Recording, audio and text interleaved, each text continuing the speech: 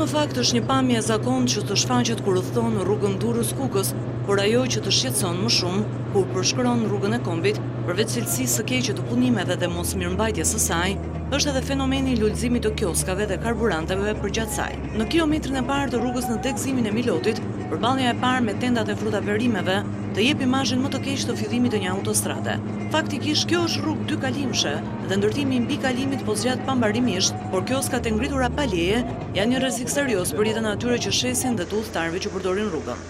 Por nuk është ky i vetmi problemi i ndërtimeve nga Miloti në afërsi të tunelit të Kalimashit. Në këtë segment, jo më shumë se 85 km, kanë mbirë më shumë se 10 karburante, restorante dhe ndërtime hotelerie, të cilat nuk kanë respektuar asnjë kriter.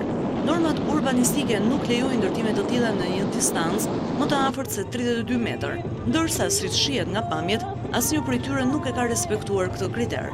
Po ashtu, distanca e karburanteve nga njëra tjetra është vetëm disa kilometra, çka përbën edhe një tjetër shkelje të standardeve në këtë drejtim. Por sa po kalon Morinin, të shfaqet një tjetër panoram. Autostrada Ibrahim Rugova, inauguruar pak javë më parë, si vazhdimi i rrugës së Kombit, ka një standard tjetër, edhe sa i takon ndërtimeve përgjatë saj.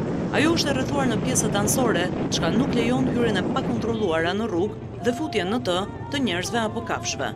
Po ashtu, kjo pengon edhe ndërtimet pa kriter përgjatë saj. Nga Kufiri deri në Suarek, një segment prej 45 kilometrash, nuk ka asnjë ndërhyrje dhe asnjë ndërtim përgjatë rrugës. Po ashtu edhe pjesa e autostradës që vazhdon drejt Prishtinës ka vetëm 2 deri në 3 karburante. Krahasimi i pamjeve të rrugës në Shqipëri me ato që është ndërtuar së fundmi në Kosovë e bën vetë ndryshimin si të cilësisë së ndërtimit, ashtu edhe të standardeve të një rruge moderne dhe ndërkombëtare.